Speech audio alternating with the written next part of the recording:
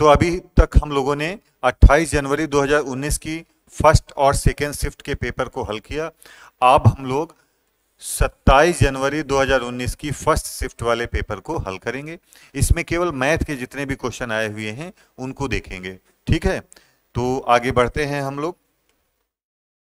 Question number 1 है, यदि विक्रय मूल्य 3 गुना किया जाए तो लाभ 5 गुना हो जाता है, लाभ प्रतिशत ज्ञात करिए। ठीक है, तो ऐसे सवालों में जो है क्रय मूल्य हम मान लेते हैं, मान लिया क्रय मूल्य मान लेते हैं कितना है बोलो, x है, और विक्रय मूल्य मान लेते हैं y। विक्रय मूल्य कितना मान लेते हैं, y। तो हमारा लाभ हो जाएगा, लाभ होता है लाभ बराबर विक्रय मूल्य माइनस क्रय मूल्य। तो यानी ये हो जाएगा, लाभ हो जाएगा y माइनस एक्स। ये क्या हो जाएगा, लाभ हो जाएगा। अब अगली कंडीशन में कहा है कि यदि विक्रय मूल्य 3 गुना कर दिया जाए, यदि विक्रय मूल्य कितने गुना कर दिया जाए, 3 गुना, तो यानी ये हो जाएगा 3y, तो लाभ 5 गुना हो जाता है, तो विक्रय, तो ये लाभ हो जाएगा, ये बाद का लाभ कितना हो जाएगा, 3y माइनस एक्स।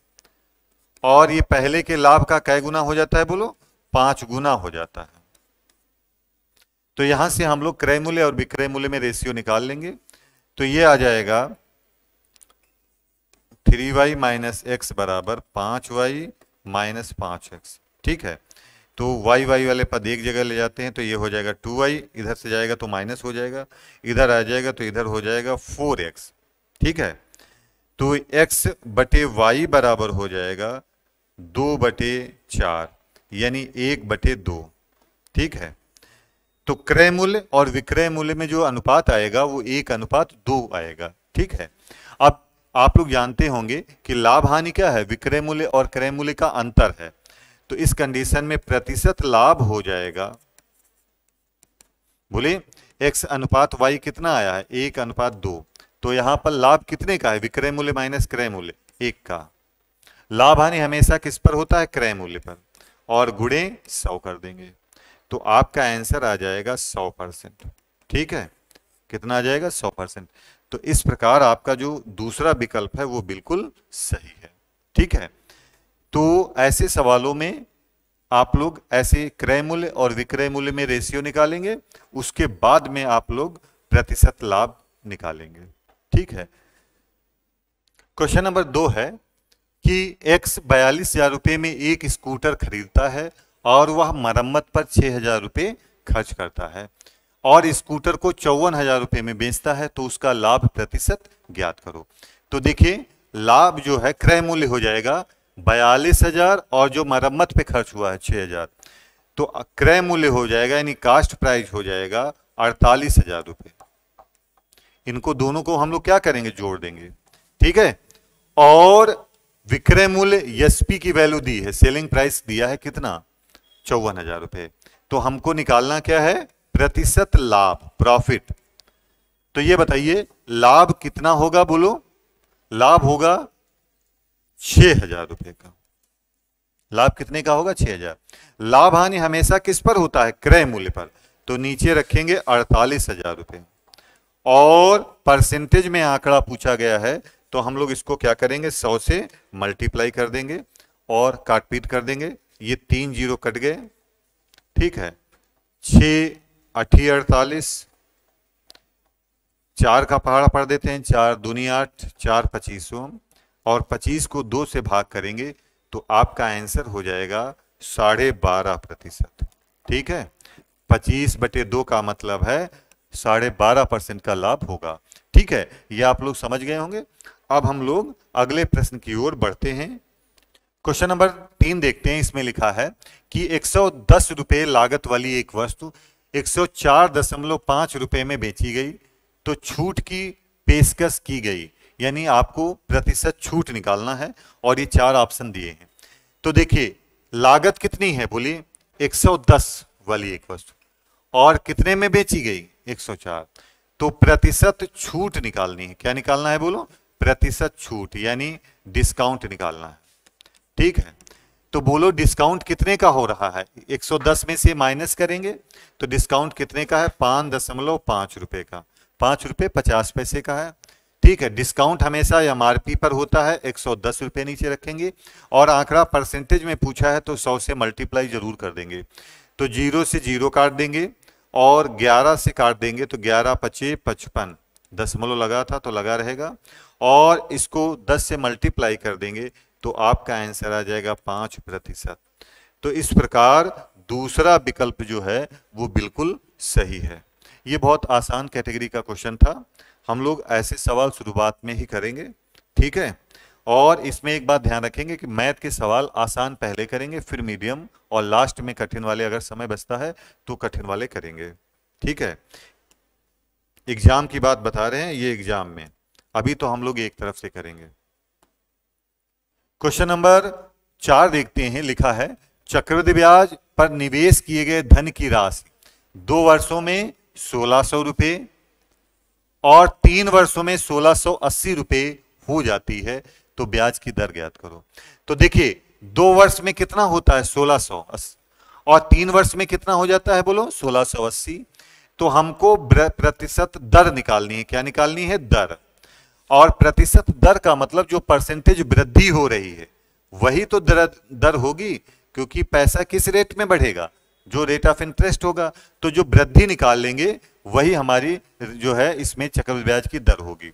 तो देखिए वृद्धि कितने हो रही है, एक साल में कितना बढ़ रहा है बोलो 80 रुपए। कितना बढ़ रहा है? 80। वृद्धि हमेशा कम पर होती है, नीचे हमेशा अपोजिट वाला रखते हैं। तो इन दोनों में कम बताइए कितना है? 1600। और आंकड़ा परसेंटेज में पूछा गया है तो इसको 100 से मल्टीप्लाई कर देंगे, इसको काट पीट कर लेंगे तो दोनों जीरो काट लेंगे और 16 पंचे 80, तो आपका आंसर आ जाएगा 5%। तो इस प्रकार देखेंगे तो आपका जो पहला विकल्प है वो बिल्कुल सही है, ठीक है। रेट ऑफ इंटरेस्ट कितना आ जाएगा बोलो 5%, क्योंकि रेट ऑफ इंटरेस्ट हम निकालेंगे जो परसेंटेज वृद्धि होगी वही रेट ऑफ इंटरेस्ट है। तो वृद्धि देखिए यहां पर 2 साल का मिश्र धन दिया है और ये 3 साल का मिश्र धन है, तो यानी 1 साल जो वृद्धि हुई है वो हम लोग निकाल लेंगे परसेंटेज वृद्धि। वृद्धि कितने की हुई है? 80 की। और नीचे जो 2 साल बाद मिश्र धन दिया है वो मूलधन का काम करेगा तीसरे साल में, इसको लिख लेंगे और आंकड़ा परसेंटेज में है तो 100 से गुणा कर देंगे और काट पीट कर लेंगे, तो आपका इस प्रकार आंसर कितना आ जाएगा बोलो 5% आएगा, ठीक है। तो इसकी थ्योरी आपको समझ में आ गई होगी। अब हम लोग क्वेश्चन नंबर 5 को देखते हैं। इसमें लिखा है चक्रवृद्धि ब्याज पर निवेशित 25,000 रुपए की राशि 1 वर्ष में अर्धवार्षिक 4% प्रति वर्ष की दर से बढ़कर कितनी हो जाएगी? ठीक है, तो यहां ब्याज की दर कैसी है बोलो? अर्धवार्षिक है, तो इसका मतलब है दर आधी हो जाएगी। दर कितनी हो जाएगी बोलो? आधी। और समय कितना हो जाएगा? 2 गुना हो जाएगा। तो 1 वर्ष दिया है, ये कितना हो जाएगा? 2, ठीक है। जब ब्याज अर्धवार्षिक देय होता है तो दर आधी हो जाती है और समय 2 गुना हो जाता है। तो समय यहां 1 दिया है, हम उसका 2 गुना कर देंगे। दर 4% दी है तो हम 2% कर देंगे। अब हमको इसका चक्रवृद्धि मिश्रधन निकालना है, ठीक है। तो हम लोग क्या निकालना है? चक्रवृद्धि मिश्रधन निकालना है, ठीक है। तो ध्यान से देखेंगे, पहले तो 25,000 रुपए लिख देंगे, मूलधन दिया है।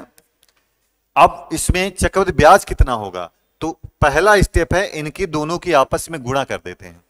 तो गुणा कर देंगे तो कितना आ जाएगा बोलो? 4 दशमलव लगा देंगे। पहला स्टेप क्या है? समय की दर से गुणा कर देंगे तो आ गया 4 और दशमलव लगा देंगे। दूसरा स्टेप है कि दर का वर्ग कर देंगे। दर का क्या कर देंगे? वर्ग कर देंगे। और इसमें दशमलव के बाद 2 अंक लिखे जाते हैं, तो जैसे दर का वर्ग 2 का वर्ग 4 होगा तो हम 0.4 लिखेंगे, 2 अंक बनाएंगे, ठीक है। और परसेंटेज होगा तो बटे 100। अब हम लोग क्या कर लेंगे? इसको काट पीट कर लेंगे। और हाँ, इसमें मिश्रधन पूछा है तो मिश्रधन होगा तो हम इसमें 100 जोड़ देंगे। तो ये तो हमारा ब्याज हो गया। ये क्या हो गया? ब्याज।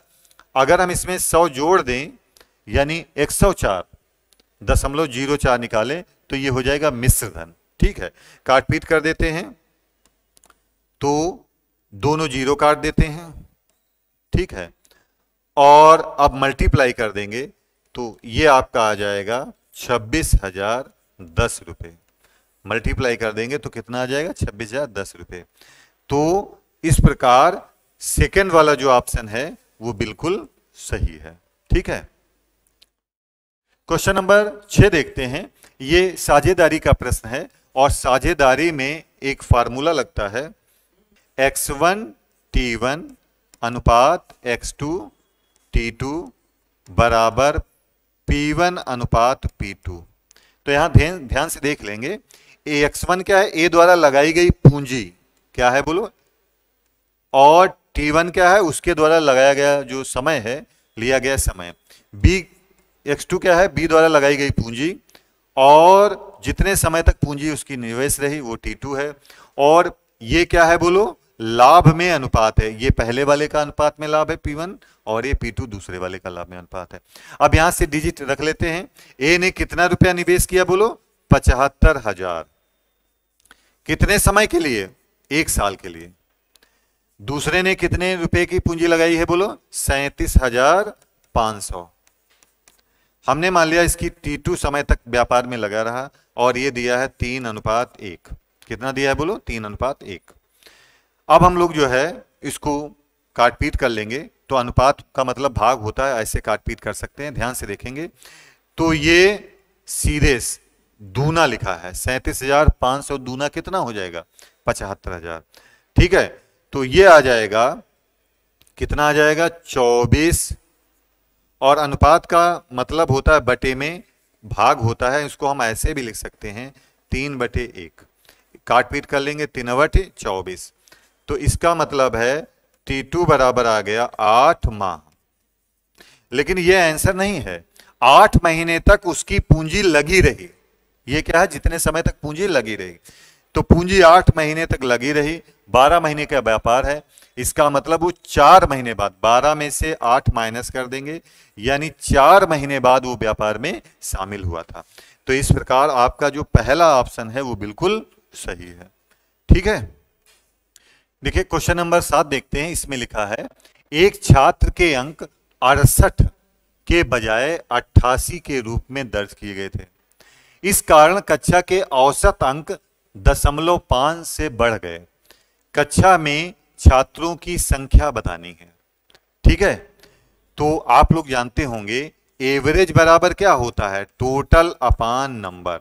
एवरेज बराबर क्या होता है, टोटल अपान नंबर। औसत बराबर, ठीक है, आंकड़ों का योग बटे आंकड़ों की संख्या।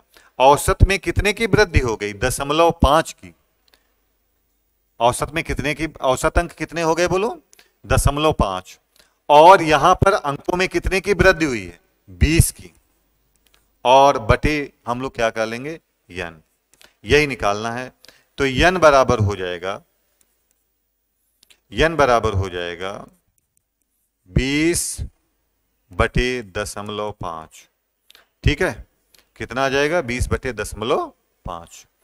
तो इसको 10 हटा देंगे तो ऊपर 0 बढ़ जाएगा, 5 से भाग कर देंगे, 5 40वां। तो आपका आंसर हो जाएगा 40। यानी कक्षा में छात्रों की कुल संख्या कितनी है बोलो, 40। तो इस प्रकार आपका आंसर क्या है बोलो, 40 है। अब हम लोग क्वेश्चन नंबर 8 की तरफ बढ़ते हैं। इसमें लिखा है ए बी से 2 गुना कुशल है और बी सी से 3 गुना कुशल है। यदि सी कोई काम 30 दिनों में पूरा कर सकता है तो वे तीनों मिलकर उस काम को कितने दिनों में पूरा करेंगे। वर्क एंड टाइम का बहुत ही इंपॉर्टेंट क्वेश्चन है। तो हम लोग क्षमता में अनुपात निकाल लेते हैं ए बी सी के। ठीक है, अब इसमें देखेंगे ए बी से 2 गुना कुशल है और बी सी से 3 गुना कुशल है। तो सी को 1 मान लेंगे, तो ये हो जाएगा बी सी से 3 गुना कुशल है तो 3, और ए बी से 2 गुना कुशल है तो ये 6 हो जाएगा। ये अनुपात काहे में आ गया, क्षमता में। और क्षमता ऐसे सवालों में जिसमें कुशलता दिए हो तो एक फार्मूला कौन सा लगाते हैं, E1 D1 बराबर E2 D2। ई क्या है, इफिशियंसी, क्षमता है, और डी क्या है बोलो, दिन है। तो किसके दिन दिए हैं, सी के। तो हम लोग सी की क्षमता रखेंगे, जिसके दिन उसकी क्षमता। और दिन पूछे किसके हैं, दिन बताइए किसके पूछे, तीनों के। तो हम लोग तीनों की क्षमता रख देंगे, तीनों की जोड़ देंगे, 6 3 9 और 1 10। और काट पीट कर लेंगे तो 0 से 0 कट जाएगा। तो इस प्रकार आपका आंसर आ जाएगा, तीनों मिलकर उस काम को कितने दिनों में कर लेंगे बोलो, 3 दिन में। तो 3 दिन आपका आंसर सही है, पहला ऑप्शन बिल्कुल सही है। ठीक है, अब हम लोग क्वेश्चन नंबर 9 पर आते हैं। एक हवाई जहाज 250 किलोमीटर प्रति घंटा की गति से 4 घंटे में एक निश्चित दूरी तय करता है। ठीक है, 1 घंटे 40 मिनट में उसी दूरी को तय करने के लिए उसकी गति क्या होनी चाहिए। तो आप लोग जानते होंगे चाल बराबर दूरी बटे समय, चाल बराबर दूरी बटे समय। क्या फार्मूला होता है, चाल बराबर दूरी बटे समय। तो दूरी यहां पर हो जाएगी 250 किलोमीटर प्रति घंटा की चाल से 4 घंटे जाता है, तो इसका मतलब दूरी हो जाएगी 1 घंटे में 250 किलोमीटर जाता है, तो 4 घंटे में कितना जाएगा बोलो, 1000 किलोमीटर। कितना जाएगा बोलो, 1000 किलोमीटर। और समय कितना दिया है, 1 घंटा 40 मिनट कहा है, तो 1 घंटा 40 मिनट का मतलब है हमको घंटे में ही कन्वर्ट करना है। तो 1 घंटे, क्योंकि दूरी हमारी किलोमीटर में दी है तो समय हमारा काहे में होना चाहिए, घंटे में होना चाहिए। तो 1 घंटे 40 मिनट को हम कन्वर्ट कर देते हैं, 40 मिनट को कन्वर्ट करेंगे तो इसको 60 से भाग कर देंगे, तो 20 दूनी 40, 20 तिहाई 60, यानी 1 सही 2 बटे 3 घंटे। या इसको हम लिख सकते हैं कितना, 3 एकम 3 2, 5 बटे 3 घंटे। तो समय लिख देते हैं 5 बटे 3, तो ये 3 ऊपर चला जाएगा। ठीक है, और हल कर लेंगे तो 5 दूनी यानी 200, और इसको मल्टीप्लाई कर देंगे 3 से, तो आपका आंसर आ जाएगा, तो आपका आंसर आ जाएगा 600 किलोमीटर। ठीक है, तो उसकी गति कितनी होनी चाहिए, 600 किलोमीटर प्रति घंटा। ठीक है, चाल कितनी होनी चाहिए, 600 किलोमीटर प्रति घंटा। क्वेश्चन नंबर 10 देखते हैं। यदि एक बस किसी भी स्थान पर न रुके तो वह 1 घंटे में 45 किलोमीटर तय करती है दूरी, और यदि वह सभी स्थानों पर रुके तो वह 1 घंटे में 36 किलोमीटर तय करती है, यानी 9 किलोमीटर कम तय करती है। तो 1 घंटे में बस कितने मिनट रुकती है, हमको आंसर काहे में देना है, मिनट में देना है। बहुत इंपॉर्टेंट क्वेश्चन है। तो आप लोग जानते होंगे फार्मूला क्या हो जाता है, समय बराबर दूरी बटे चाल। कौन सा फार्मूला लगाएंगे, समय बराबर दूरी बटे चाल। ठीक है, तो ध्यान से देखेंगे, यहां पर दूरी कितनी कब तय करती है, 9 किलोमीटर। 45 में से 36 घटाएंगे तो कितना आएगा, 9 किलोमीटर। और चाल हम लोग ये वाली अगर रुकेगी नहीं तो चाल रहेगी 45 किलोमीटर 1 घंटे में, तो यानी 45 किलोमीटर प्रति घंटा। ये वाली रख देंगे 45 किलोमीटर, काट पीट कर लेंगे, काट पीट कर लेंगे तो 9 1 9, 9 5 45, तो आपका आंसर आ जाएगा 1/5 घंटे। अगर हम इसको मल्टीप्लाई कर दें किससे, 60 से, तो हमारा आंसर आ जाएगा मिनट में, यानी 12 मिनट। क्या आंसर आ जाएगा बोलो, 12 मिनट। तो इस प्रकार जो है तीसरा विकल्प जो है 12 मिनट बिल्कुल सही है। अब हम लोग अगले क्वेश्चन की तरफ बढ़ते हैं। इसमें लिखा है किसी आयत की लंबाई तथा चौड़ाई का अनुपात 5:6 है तथा इसका क्षेत्रफल जो है वो इतने वर्ग मीटर है। आयत की लंबाई और क्षेत्रफल का जो है हमको क्या निकालना है, अनुपात निकालना है। ठीक है, तो आयत की लंबाई और क्षेत्रफल का हमको क्या निकालना है बोलो, अनुपात निकालना है। तो इसमें जो है हमको लंबाई निकालनी पड़ेगी। तो आपको पता है आयत का क्षेत्रफल क्या होता है, क्षेत्रफल होता है लंबाई गुणे चौड़ाई। ठीक है, तो यहां से हम लोग लंबाई निकाल लेते हैं। ठीक है, इसमें अनुपात लंबाई और चौड़ाई में क्या दिया है बोलो, 5:6 दिया है। ठीक है, तो इसको हम लोग x से मल्टीप्लाई कर दें क्योंकि गुणा कराना है। तो क्षेत्रफल दिया है 6750, लंबाई हो जाएगी 5x और चौड़ाई कितनी हो जाएगी 6x। इसमें गुणे में x से मल्टीप्लाई कर देंगे, ऐसे नहीं करेंगे कि 5 छक्का 30, फिर गड़बड़ हो जाएगा। ठीक है, अब इसको काट पीट कर देते हैं।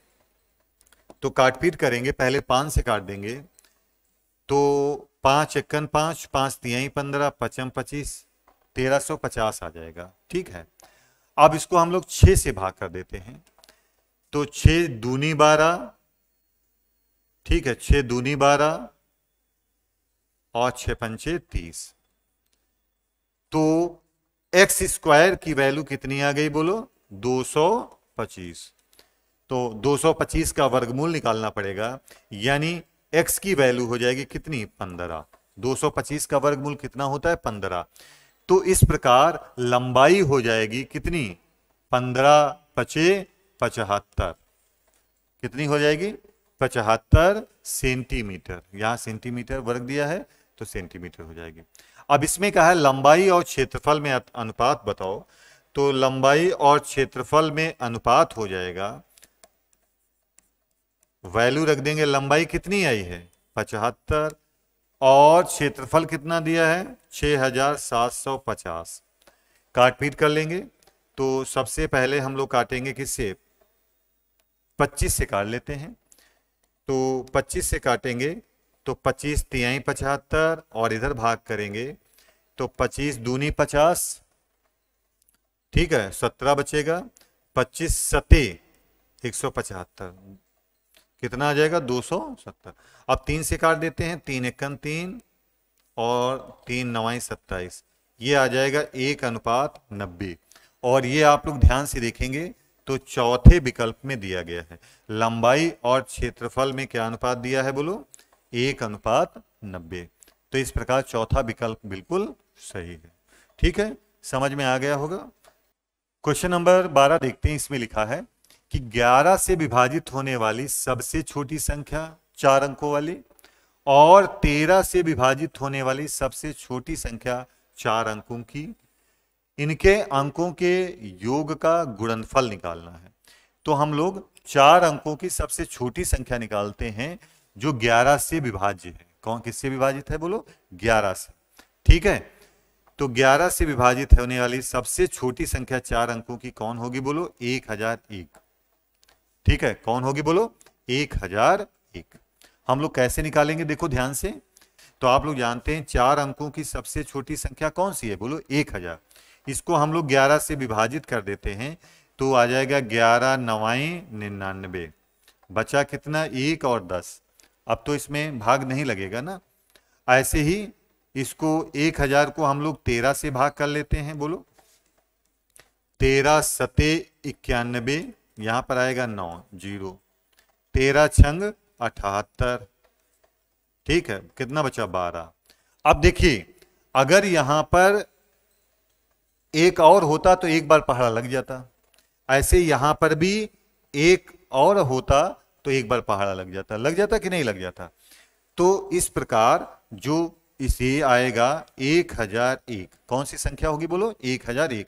यहां पर डिफरेंस कितने का है? 1। यहां पर डिफरेंस कितने का? 1। ये क्या कर देंगे? जोड़ देंगे, ये 4 अंकों की संख्या में जो छोटी वाली है, किसमें? 1000 में।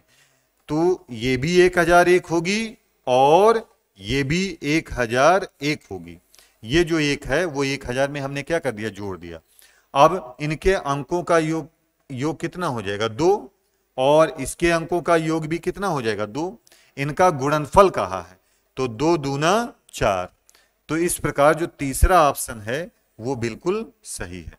इनका और इसका और इसका आपस में गुणा करा देंगे, 2 गुणे 2 तो कितना आ जाएगा? 4।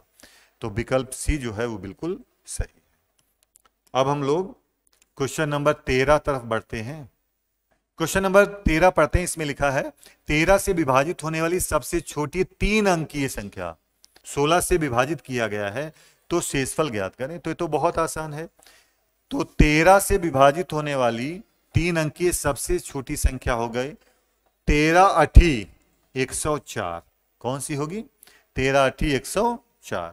ये 13 से विभाजित होने वाली 3 अंकीय सबसे छोटी संख्या। अब अगर इसको हम लोग 16 से विभाजित करेंगे, कहा है 16 से विभाजित करो तो शेषफल बताओ, तो 16 छक्का 96, शेषफल कितना आ गया बोलो? 8। तो बस यही आपका आंसर है, चौथा विकल्प बिल्कुल सही है। क्वेश्चन नंबर 14 देखते हैं, इसमें लिखा है कि 6561 के वर्गमूल को ज्ञात करके इस संख्या को अपने वर्गमूल से विभाजित किया जाता है तो परिणाम ज्ञात करें। तो हम लोग सबसे पहले 6561 का क्या करेंगे, वर्गमूल निकालेंगे। तो 6561 6561 का वर्गमूल निकालेंगे। तो आपको पता है वर्गमूल में दो दो के जोड़े बनते हैं और जोड़े हमेशा दाहिने से बनाए जाते हैं। तो पहला जोड़ा लिया तो ध्यान से देखेंगे इसका अंतिम अंक क्या है, 1 है।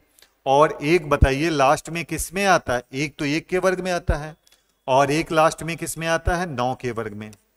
देखिए इसमें भी अंतिम अंक 1 ही है और इसमें भी अंतिम अंक 1 है। इसका अंतिम अंक 1 है ना, तो ऐसा वर्ग हम लोग निकालेंगे जिसके अंत में 1 आता हो। तो किस में आता है बोलो, 1 के वर्ग में और 9 के वर्ग में। तो इसका अंतिम अंक या तो 1 होगा या फिर 9 होगा। ठीक है, इसके वर्गमूल में 2 अंक आएंगे, 2 जोड़े हैं, तो उसका अंतिम अंक या तो 1 होगा या 9 होगा, ये वाले। ठीक है, अब हम देखते हैं इधर वाला जोड़ा लेते हैं। ये देखेंगे इससे ठीक छोटा वाला वर्ग किसका है, 8 का, कितना 64। और ठीक बड़ा वाला किसका है बोलो, 9 का वर्ग। इन दोनों पूर्ण वर्गों के बीच में 65 आता है। तो लिखा हमेशा दोनों जगह छोटा वाला ही जाता है। 8 का वर्ग दोनों जगह लिखेंगे 8 8। अब देखेंगे ये 65 बताइए 81 के ज्यादा नजदीक है कि 64 के ज्यादा नजदीक है। तो 64 के ज्यादा नजदीक है, ऊपर वाले के नजदीक में है। तो इस प्रकार ऊपर वाला आपका आंसर होगा, यानी इसका वर्गमूल कितना हो जाएगा, 81। तो इसका वर्गमूल हम लोगों ने निकाल लिया, कितना आया बोलो, 81। अब कहा है इसके वर्गमूल, तो 81 का वर्गमूल कितना हो जाएगा, 9। तो वह वर्गमूल से विभाजित किया जाए, यानी 81 को हम 9 से विभाजित करेंगे तो परिणाम क्या आएगा, तो परिणाम क्या आएगा बोलो, 9 आएगा। तो इस प्रकार दूसरा जो विकल्प है वो बिल्कुल सही है। ये समझ में आ गया होगा, ज्यादा कठिन नहीं था, बस आपको वर्गमूल निकालना मालूम होना चाहिए था। ठीक है, क्वेश्चन नंबर 15 को देखते हैं। इसमें लिखा है किसी वृत्त के व्यास को दोगुना किया गया है तो उसका क्षेत्रफल कितना बढ़ जाएगा, और जो विकल्प दिए हैं वो सब गुना में ही दिए हैं। तो आपको पता होगा वृत्त का क्षेत्रफल होता है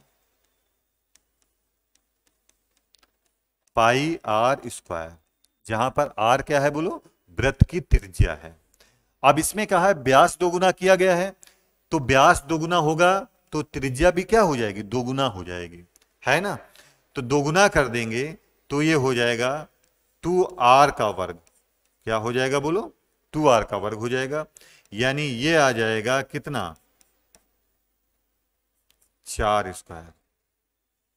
ठीक है, तो ये हो जाएगा 4 पाई r स्क्वायर। तो देखिए पहले था उसका ये कै गुना हो गया बोलो, 4 गुना हो गया। तो क्षेत्रफल पहले वाले क्षेत्रफल का कै गुना हो जाएगा, 4 गुना हो जाएगा। इस प्रकार ये जो सेकंड वाला ऑप्शन है ये बिल्कुल सही है। क्वेश्चन नंबर 16 देखते हैं। इसमें लिखा है एक्स के बैंक खाते में 86.54 का शेष है, इसमें इतने रुपए जमा किए गए और इतने रुपए निकाले गए, तो शेष राशि क्या ज्ञात करें। तो हम लोग क्या करेंगे, इसमें कितना रुपया है, 86.54 और इतना जमा किया गया है, तो इनको जोड़ लेते हैं। तो जमा करने पर हो जाएगा 4 1 5, फिर इसको जोड़ लेंगे 5 3 8, दशमलव लगा देंगे, 6 5 11 हासिला 1 और 8 5 13 और 1 14। इन दोनों को जोड़ लिया तो कितना है, इतना। अब इस इतना निकासी की गई है तो इससे माइनस कर देते हैं, कितना 84.33। तो माइनस कर देते हैं, 5 में से 3 गया 2, 8 में से 3 गया 5, दशमलव लगा दिया, 11 में से 4 गया 7, यहाँ बचा 13, 13 में से 8 गया 5, तो ये आ जाएगा 57 रुपये 52 पैसे। तो इस प्रकार आपका जो पहला विकल्प है वो बिल्कुल सही है। ठीक है, हम लोग जोड़ घटाने में ऐसे सीधे रख के घटाएंगे या जोड़ेंगे, वरना ऊपर नीचे रखेंगे तो काफी टाइम लगेगा लिखने में। तो एग्जाम में इसकी प्रैक्टिस कर लेंगे, ऐसे ही जोड़ेंगे घटाएंगे। क्वेश्चन नंबर 17 देखते हैं। इसमें लिखा है एक संख्या को 3003 से गुणा किया गया है और उसके बाद 7, 11, 13 के लासा द्वारा विभाजित किया गया और फिर स्वयं से विभाजित किया गया, तो परिणाम ज्ञात करें। ठीक है, तो हम मान लेंगे कि किससे गुणा किया गया है, x से, तो ये हो जाएगा 3003x। क्या हो जाएगा, हमने मान लिया x से गुणा किया गया है, ठीक है, तो इतने x हो जाएगा 3003x। और 7, 11, 13 का लासा कितना हो जाएगा, ये संख्याएं आपस में कटने वाली है नहीं, तो इनका लासा इनका गुणनफल ही होगा, तो इनका लासा हो जाएगा 7 गुणे 11 गुणे 13 यानी 1001। इनका लासा कितना हो जाएगा, बोलो 1001। तो इसको कहा है लासा से भाग करना है, तो इसको 1001 से भाग करेंगे तो ये सीधे 3 बार लग जाएगा, तो ये आ जाएगा 3x। और कहा है फिर उसी संख्या से भाग करो जिसको माना है, तो इसको x से भाग कर देंगे तो आपका आंसर आ जाएगा 3। कितना आ जाएगा, बोलो 3। तो इस प्रकार तीसरा जो विकल्प है वो बिल्कुल सही आंसर, आपका आंसर आ जाएगा 3। क्वेश्चन नंबर 18 देखते हैं। इसमें ये रेशियो दिया गया है और इसमें एक्स क्यूब निकालना है। एक्स की वैल्यू निकालेंगे, पहले उसका क्यूब निकालेंगे, ठीक है। तो ध्यान से देखो, 10x + 5 दिया है।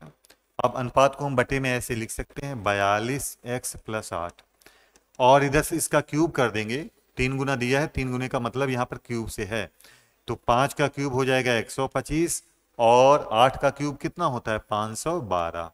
अब हम लोग इसको क्रॉस मल्टीप्लाई कर देंगे, ठीक है, तो ये आ जाएगा, इसकी मल्टीप्लाई कर देंगे तो 125 का इससे 42 से मल्टीप्लाई होगा, तो 125 दूनी 250, हासिल आया 5, 125 चक्कू 525 हो जाएगा, हासिल जोड़ देंगे, ठीक है। इतने x प्लस इसकी इससे गुणा कराएंगे तो ये आ जाएगा 1000। 125 चक्कू 500 होता है और 8 है तो 1000 हो जाएगा। फिर इसकी मल्टीप्लाई कर देते हैं 51 20 x और प्लस इधर गुणा कर देंगे तो ये आ जाएगा 2560, ठीक है, 12 25 60 ही आ जाएगा। अब इसको और इसको इधर ले आते हैं, माइनस कर देते हैं, तो इधर आएगा तो माइनस हो जाएगा, तो कितना आ जाएगा, घटा लेंगे, 5 में से 2 गया 3, ठीक है, 2 में से 1 गया 1, 130x और ये इधर जाएगा तो घट जाएगा 1000, तो ये हो जाएगा 1560। कितना हो जाएगा, बोलो 1560। अब 0 से 0 काट दिया, भाग कर दिया 13 से, तो ये आ जाएगा 13 एकम 13, 13 दूनी 26। तो यहाँ पर x की वैल्यू कितनी आ गई, बोलो 12। और कहा है x क्यूब निकालना है, तो x क्यूब निकालेंगे तो 12 का क्यूब होता है 1728, यानी 12 का 12 से कितनी बार गुणा, 3 बार, तो 12 गुणे 12 गुणे 12 करेंगे तो आपका आंसर आ जाएगा 1728। यानी इसका मतलब है तीसरा विकल्प जो है वो बिल्कुल सही आंसर है। 19 देखते हैं कि 40 के वर्ग के 40% का चौथाई भाग ज्ञात करें। तो 40 का वर्ग करेंगे तो 40 गुणे 40 हम 2 बार लिख दें, ठीक है। अब इसके 40% बटे 100 हो जाएगा, का 1/4 1/4 लिख देंगे, कितना होगा ये निकालना है। तो देखिए दोनों 0 काट देते हैं, 4 से 4 काट देते हैं, ऊपर कितना हो गया 160। तो इस प्रकार ये जो तीसरा विकल्प है सी बिल्कुल सही है, 160 आंसर आएगा, ठीक है। 27 जनवरी की पहली शिफ्ट का जो पेपर है उसको हल कर लिया है, उसके मैथ के आए हुए क्वेश्चन हल किए हैं। अब हम लोग अगली शिफ्ट की तरफ बढ़ते हैं।